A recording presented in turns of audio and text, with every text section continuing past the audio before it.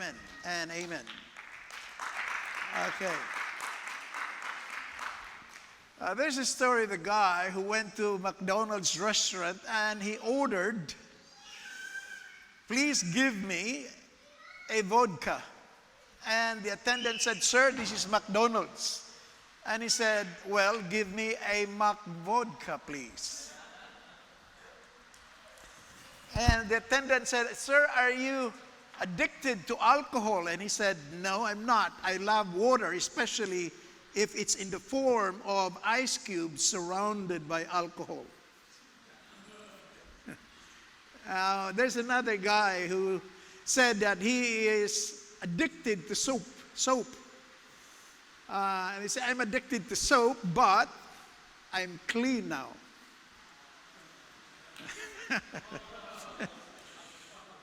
There are all sorts of substance and behavioral addictions common to many. But there is one addiction that seems to infiltrate every aspect of society. This addiction seems to have reached epic proportions.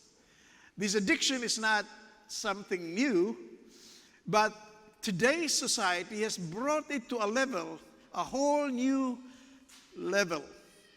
To a certain extent, this addiction has been facilitated and even accelerated by the Me Too movement, Black Lives Matter, and the gender equality activists. It has become very popular in our time, almost to an obsession. This addiction I'm referring is called victimhood. Victimhood. Sociologists and psychologists may describe it as the persistent state of feeling victimized. Persistent state of feeling victimized. A person that suffers this condition has victim mentality. I call this person as a victim of being a victim.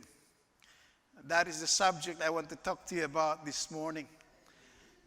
A victim is someone who's experienced oppression, persecution, harm, hardship, abuse, and some kind of a trauma. A victim is someone who has been hurt and harmed by others, who has suffered because of others, who has been swindled or tricked or taken advantage of. Being a victim is a fact of life. We all know what a victim is. We all experience it. Being a victim is a fact of life. But to be a victim of being a victim is a choice. Now, let me show you an example of this type of person from the Gospel of John. This man's age was about 40, late 40s or maybe early 50s. Now, he belongs to a group of people that sociologists today will categorize as a minority group based on their physical attributes and socioeconomic status. This man is poor and disabled. And for most of his life, he has lived and socialized with people like him, blind, lame, and paralyzed. They are also considered today as marginalized, meaning they are disregarded, ostracized, and even abused. In other words, this man is a typical victim of society.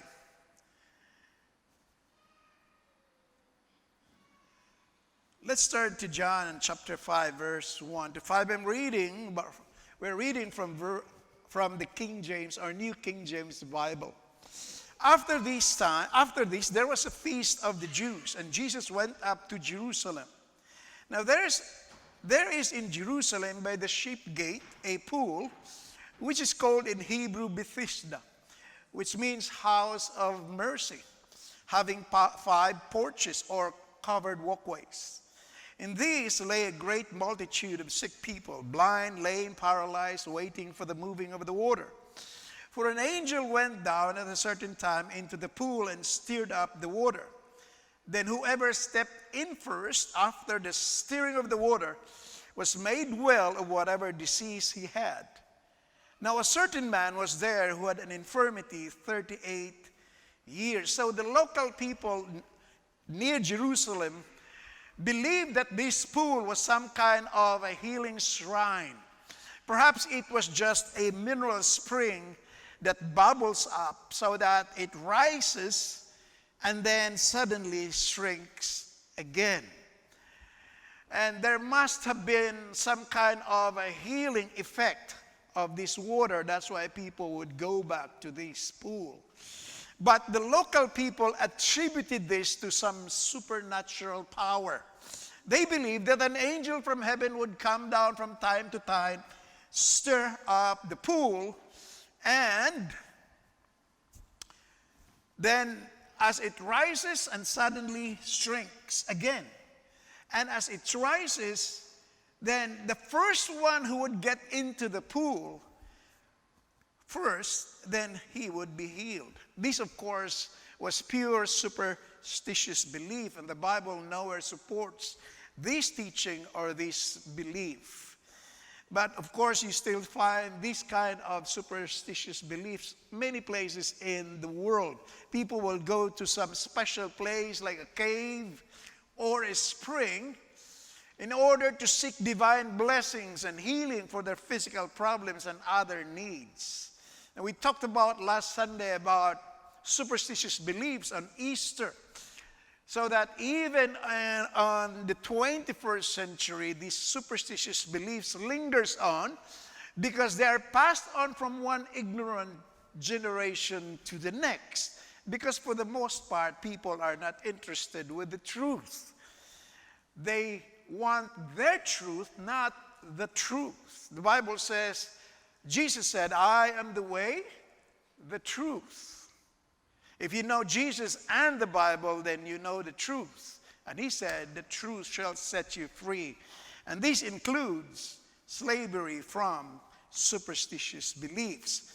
But it appears that the Jews had this superstitious belief for years, that the pool in Bethesda had healing powers. So at any given time, hundreds of men and women would surround this pool and waiting to be healed. So there are the paralyzed, the blind, and the deaf people. And probably there were also people who had varieties of cancer or heart disorders, debilitating cases of asthma, and probably coronavirus. Okay. Well, maybe some of them had serious cases of dandruff, acne, and warts.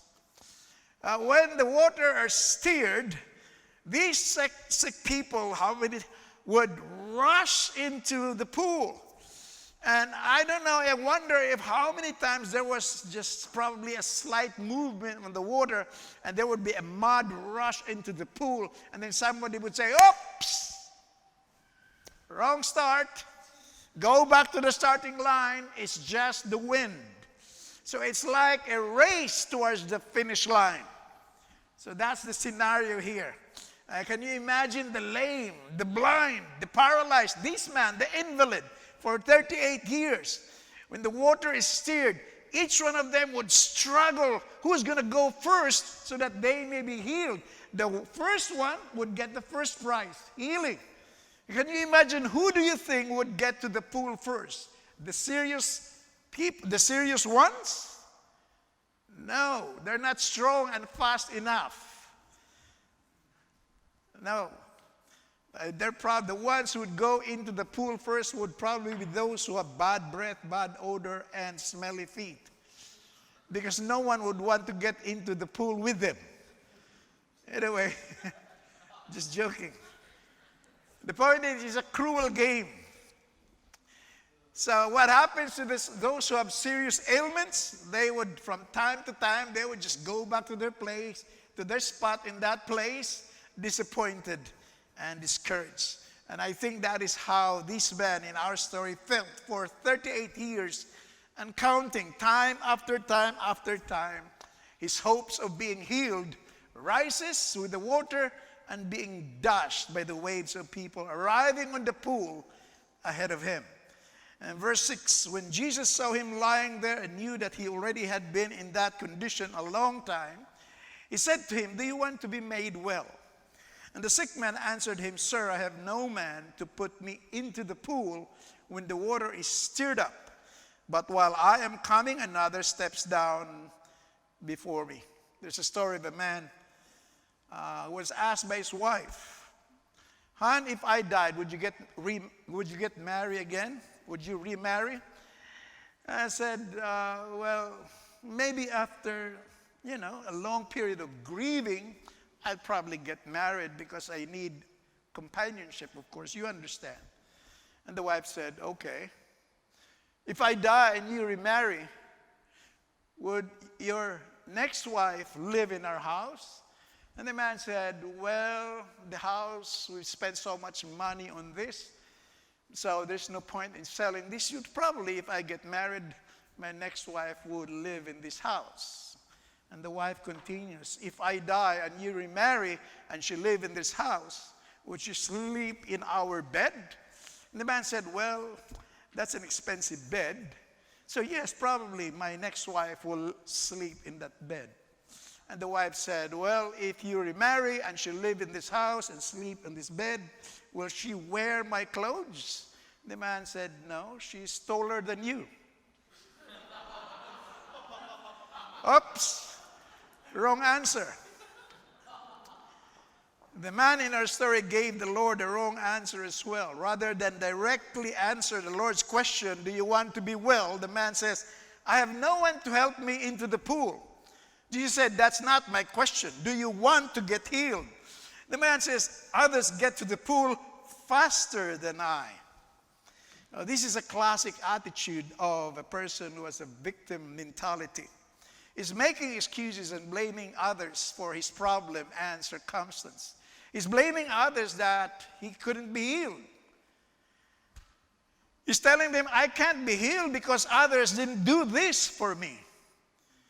He's saying there's injustice here because others get into the pool ahead of me. They're faster and stronger than me. There's a whole injustice here. Sociologists today would say these are people who are called injustice collectors. They complain about everything that happens in their life and it's not their fault. Any bad thing in their life that happens is the fault of other people. They're the ones who are bad, wrong, and dumb. You are good, right, and brilliant. People do bad things and you just suffer as a result. Someone has compiled the most outrageous excuses people make for traffic accidents. One of the excuses is, an invisible car came out of nowhere, struck my car, and vanished. These are real excuses for traffic accidents. The other guy said, the guy was all over the road. I had to swerve a number of times before I hit him. Another one said, suddenly a tree was there where no tree had been before.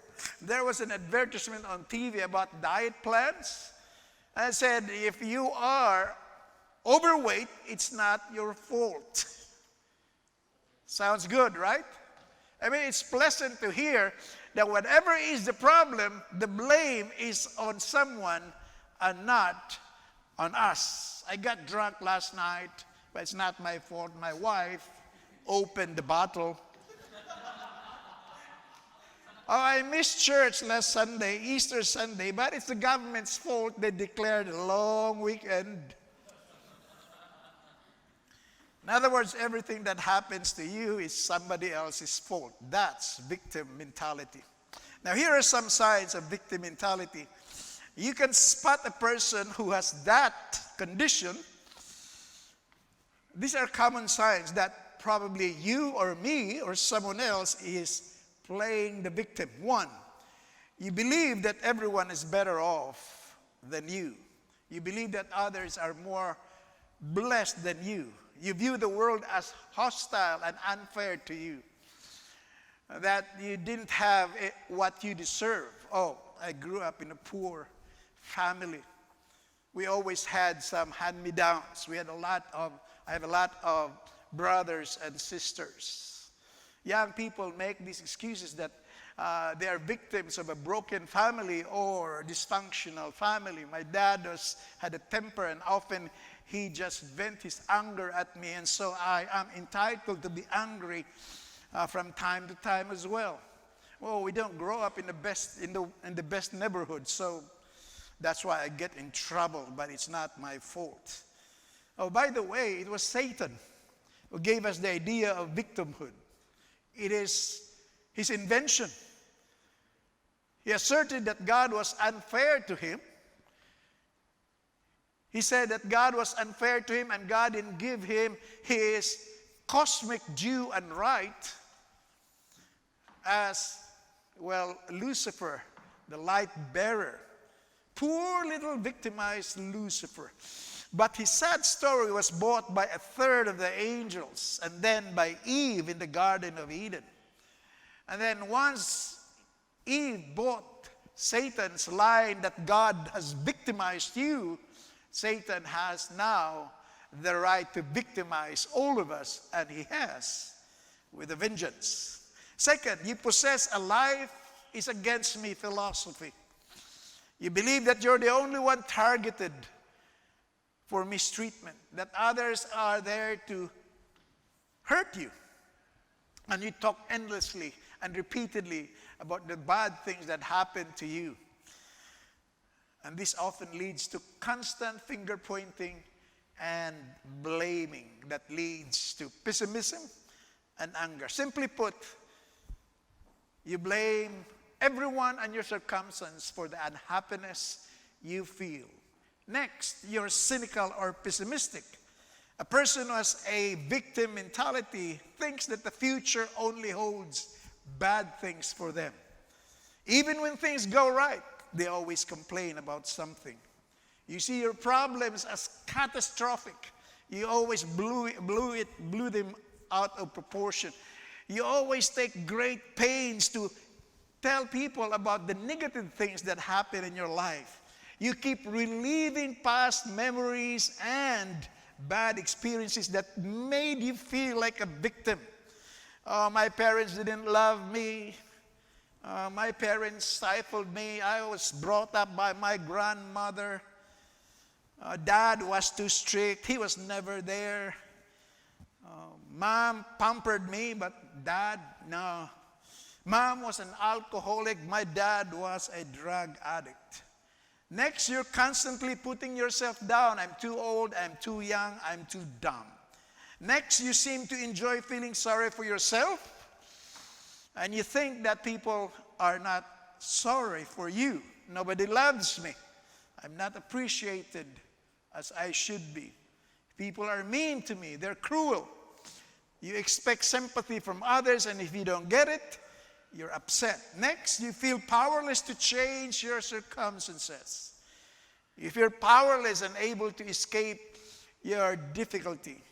You got problems dealing with life in general. You think that no matter what you do in life, your situation will not change. It's like Snoopy, the dog in the comics, Peanuts. He was thinking to himself, yeah, yesterday I was a dog. Today I'm a dog. Probably I will still be a dog tomorrow. There's little hope for advancement. And probably that's what the man felt as well in our story. I was invalid yesterday, I'm invalid today, and probably I will still be invalid tomorrow. Nothing is going to happen in my life. Well, that is until Jesus came. Now we see Jesus ask rather a strange, if not absurd question. Do you want to get well? Now what kind of question is that? He should not even ask that question. Do you want to get well? He's invalid for 8 years. Of course he wants to get well. It's like asking a starving man, do you want food? Duh.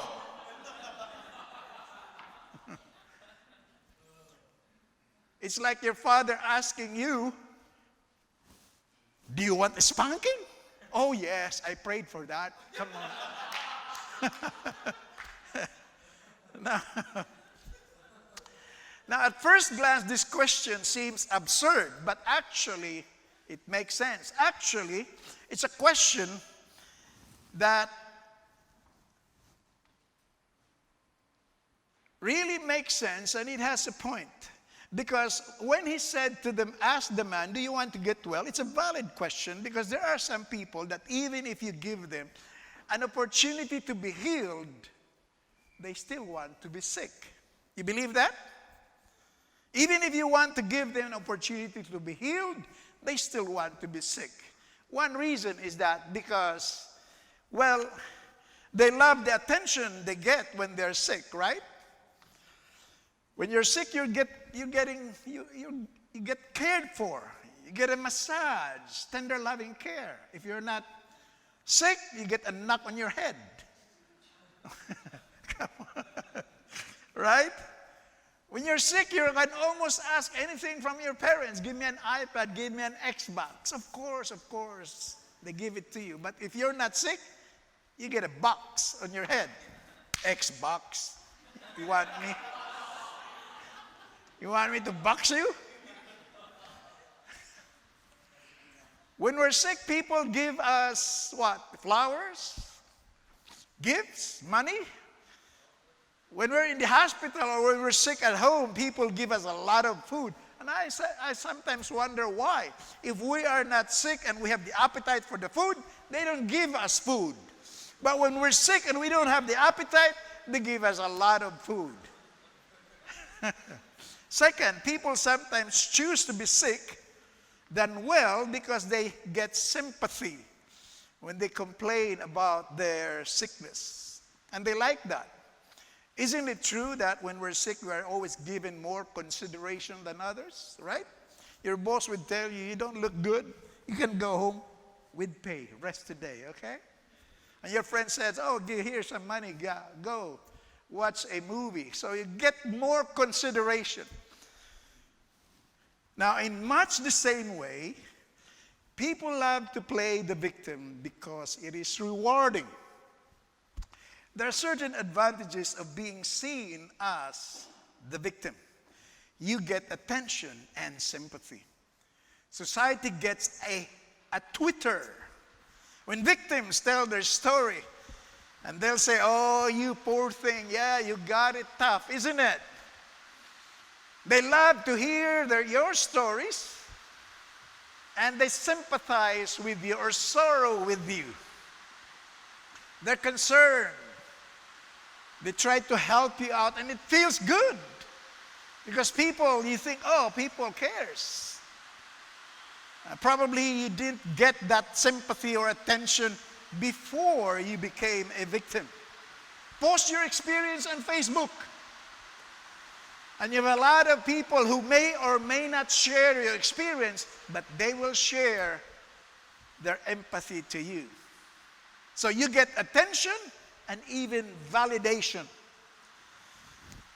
Ever since the Me Too movement exploded on social media a couple of years ago, a lot more people, a lot more women especially, came out in public, on social media, and shared that they've been physically or sexually abused.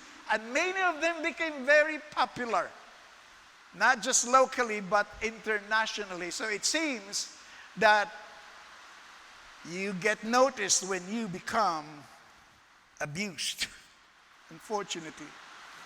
Here in Australia, the alleged rape of Brittany Higgins. You've heard of that? Right? The alleged rape of Brittany Higgins, a former Liberal Party, in the office of Reynolds. And the alleged rape allegations of rape of former Attorney General Christopher Porter in Parliament. All these sexual allegations, harassment, abuse in Parliament seems to hug the limelight, the news for months. almost, shadowing the government's effort to vaccinate the entire country. So being a victim is not right, but sometimes playing the victim feels right. Sometimes we can manipulate people when we are sick, right? We can punish them by our sickness because that will show them that they didn't really care for us. So it's our way of punishing them for not taking care of us. In the same way, we can actually punish people by making them feel sorry for us. So for this reason, some people like to be a victim because it is rewarding. Now, just like to say this, as I said, we are well aware that there are people who are truly victims of abuse, victims of injustice, physical or otherwise. And we feel for them, we empathize for them, and they should have justice. The Bible says that God opposes any physical abuse, whether that's physical or sexual. And He opposes oppression of innocent victims. But my point is this. Can you hear me? My point is this. We need to be careful that we don't move from an innocent victim to becoming a person with victim mentality. From becoming a victim of being a victim. Now, Jesus asked the man what seems to be an absurd question. Do you want to get well? It seems to be a ridiculous question that doesn't have to be asked. As I said, of course, the man wanted to be healed. He was there at the pool for 38 years. Today, the Lord's question, in the culture of victimhood, to that Lord's question can be interpreted as ridicule and mocking the victim. Are you with me? In the culture of victimhood, that is called microaggression. Have you heard of that? Microaggression. That's what sociologists would call that. Any slight from a member of a group that has the status of a victim, any slight, even if that slight is unintentional or as a result of miscommunication, constitutes microaggression. In today's culture of victimhood, the victim is the protected class in society. Do you notice that? In today's culture, the victim is the protected class in society.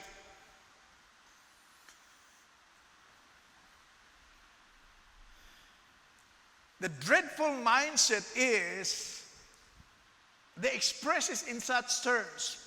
Protect me, take care of me. Give me this and give me that because I've been abused, I've been misunderstood, I've suffered. And any bad or unpleasant thing about them is rejected. Because, and if you think that there's some bad thing about the victim at all, then you are considered as insensitive and judgmental. The victim is forever entitled to sympathy and special care, neither responsible nor accountable, always morally right. For the most part, society today has embraced victimhood as its new standard of righteousness. I'm justified. I'm worthy. I'm righteous because I have experienced this abuse. I've experienced being misunderstood.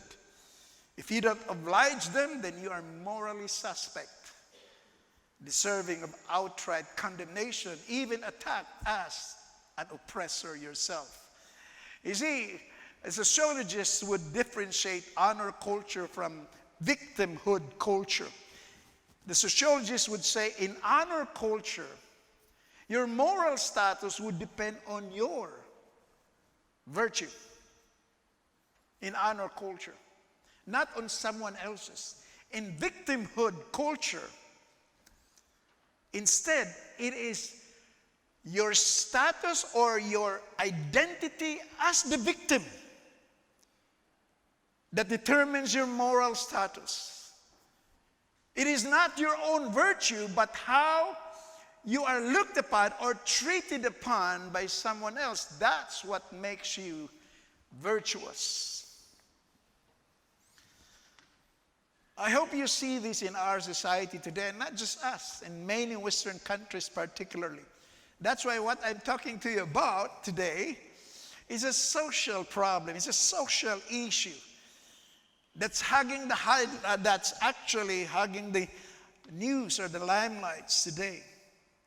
A woman named Rose Cipollone. Sorry, where's Rose? Cipollone blamed the tobacco industry for the deadly lung cancer she developed after smoking. She blamed her lung cancer that she developed smoking continuously for 40 years to the tobacco industry. She sued a man who jumped in front of a moving train in New York, causing the amputation of his legs, sued the engineer of the subway system for negligence. You know what? The courts awarded Ms. Rose Cipollone $400,000 in damages to be paid by the cigarette manufacturer. And the man who deliberately and voluntarily jumped in front of a New York train collected $650,000 in damages. So you see, people have learned to play the victim because it's also financially rewarding. Tweak your own victimization, and you may end up getting $1 million settlement or get financial support because there's a nationwide uproar about your situation.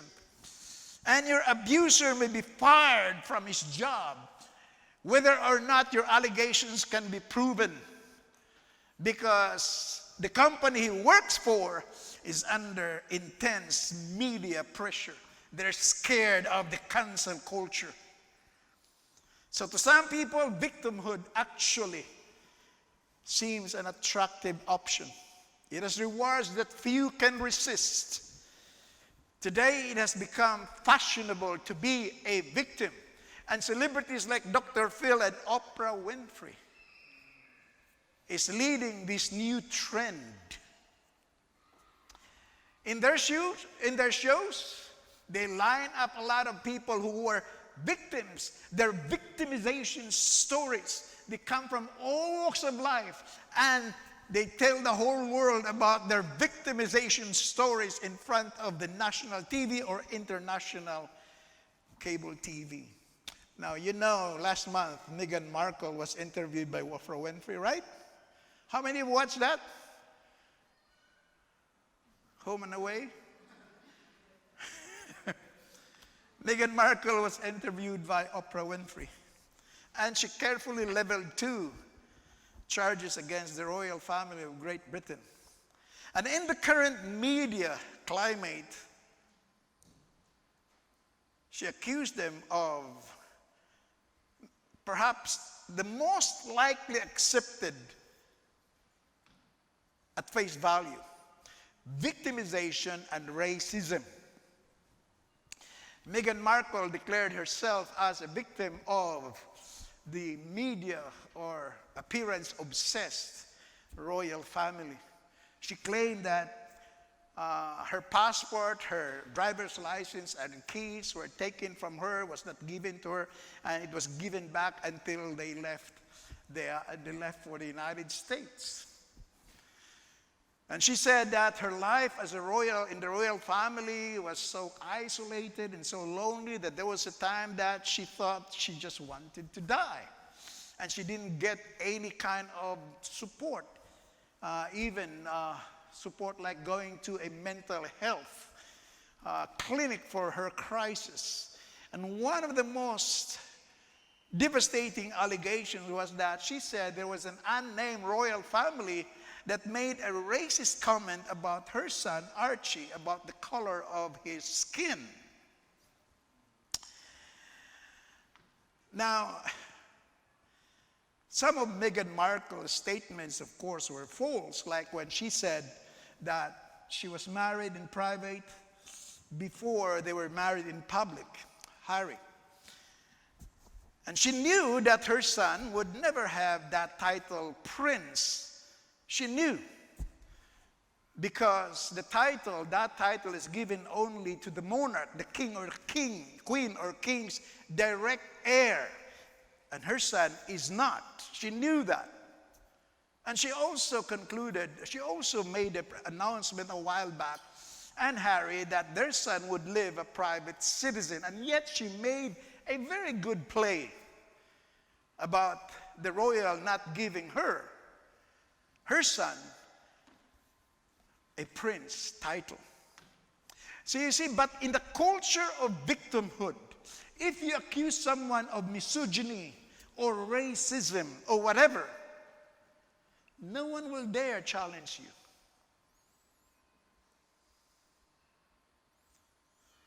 No one will dare challenge you. Oprah Winfrey made no attempt to verify her statements. Her response were along the lines of, "Oh, wow, really?" In other words, label yourself oppressed, and you can get away with a lot of things. By the way, Meghan and Harry got paid millions of dollars for that interview. That's why people today are so quick to cry foul, because being a victim is becoming big business. Now, why would people want to loudly proclaim that they are victims? Because it pays. It's rewarding. You get lots of attention and support and financial remuneration. So the question is, why not? If you put a lot of attention to this issue and rewards, then you will come up with a lot of victims. They will come out whether their story is real or exaggerated. Jesus asked the invalid man, "Do you want to get well?" It was actually an offering of healing. Healing not just for his physical ailment, but for his victim mentality. God does not want us to become victim of being a victim. I'll give you some of the reasons why. Number one, the victim mentality distorts our view of reality. When we have a victim mentality, then we tend to see things through negative lens. We magnify the bad things and we don't see the good things we already have. Second, the victim mentality blinds us to our own sin and need for a Savior. A victim mentality magnifies the harm done to us and minimizes our own sin. So we reason that our sin is nothing compared to others. And so it blinds us of our own sin and therefore our need for Jesus Christ, who can save us and rescue us from our sin. Amen? That's the problem with a victim mentality.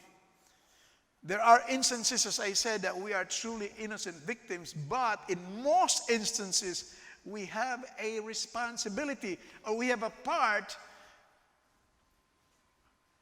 why we are where we are at the moment. But a victim mentality tells a false narrative. It explains that no, the blame is on that person or in your circumstance. To put it theologically, we are blind to our own sin and therefore our need of Jesus. And this is very dangerous spiritually. Third, the victim mentality makes us helpless. This is one of the most harmful impact of victim mentality. What it does to people is that because the problem is with the other people, with the other person, and with our circumstance, then we see ourselves as helpless to changing our circumstance. Amen? Because it's not our fault, it's not in us or because of us, so therefore we are helpless to change our lives. Next, the victim mentality sucks the joy out of your life. It sucks the joy out of your life because you're not thankful for your blessings.